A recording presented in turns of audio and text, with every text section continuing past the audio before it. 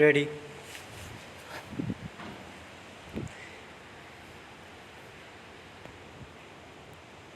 Start.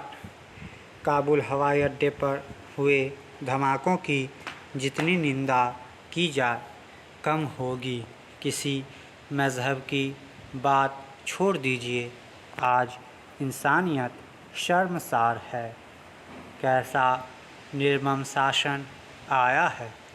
डर से लोग भाग रहे हैं और भागते लोगों पर आतंकियों ने हमला किया है। इन धमाकों में करीब 100 लोग मारे गए हैं, जिनमें 13 अमेरिकी सैनिक भी शामिल हैं।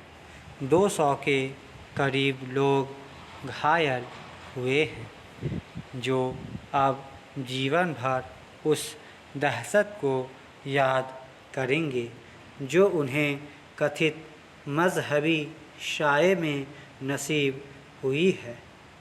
धिक्कार है ऐसे लोगों पर जिनमें रत्ती भर भी दया नहीं, जिनकी आँखों का पानी सूख गया है। जो लोग काबुल हवाई अड्डे पर जुटे थे, वे कोई दुश्मन या आतंकवादी नहीं थे। वे डरे हुए लोग हैं जो जान बचाकर भागने में भलाई समझ रहे हैं, लेकिन उन्हें भागने से रोकने का यह कौन सा तरीका हुआ। आज अफ़गानिस्तान की ज़मीन शर्मसार है। शायद कभी इस ज़मीन के लोगों को भलमनसाहत के लिए पहचाना जाता था। इनके सीधेपन की दुहाई दी जाती थी। भारत में जिस काबुली वाले को हम जानते हैं, वह आज काबुल में कहाँ है।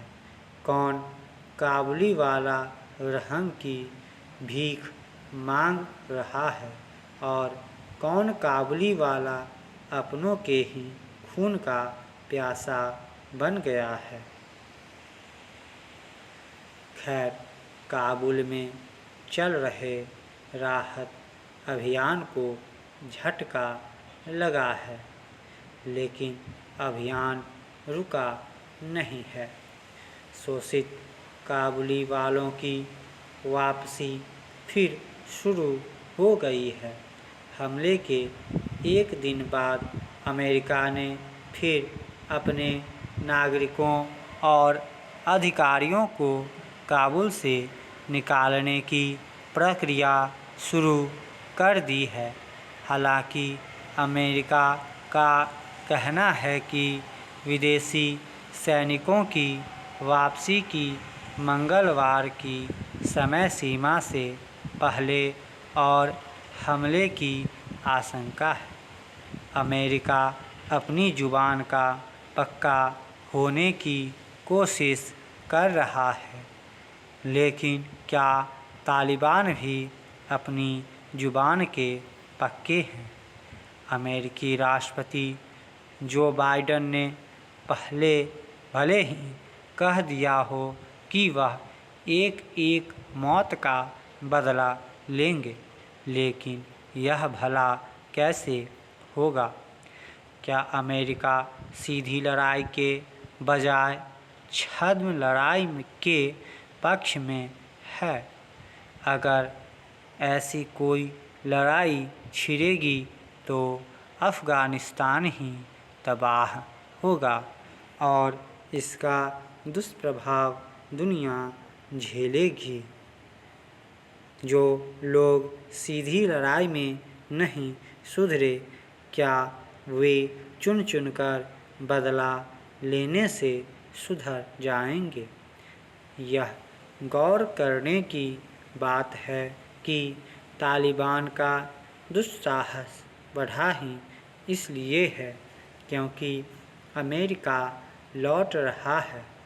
यह हमला पश्चिमी देशों के लिए बड़ा सबक है, जो आतंकवाद के खिलाफ पूरी तरह ईमानदार नहीं रहे हैं। ईमानदारी होती तो न तालिबान यूं काबुल पर चढ़ आते और न अमेरिकी सैनिक शहीद होते। अपने देश में लोकतंत्र सुनिश्चित रखना और दूसरे देशों में तानाशाही या ताकत के सामने घुटने टेक देना उदारता नहीं है। ऐसी ही कथित उदारता पाकिस्तान जैसे देशों में आतंकवाद के पालन पोषण की वजह है। अब अफ़गानियों को अपनी मिट्टी के प्रति सजग होना चाहिए। जो समूह अभी भी तालिबान से लोहा ले रहे हैं, उनके साथ खड़े होने का वक्त है। अफ़गानियों को अपना हित देखना चाहिए। ऐसे नेता या राष्ट्रपति की ज़रूरत नहीं जो डर के मारे खजाना समेटकर रातों रात 9-11 हो जाए।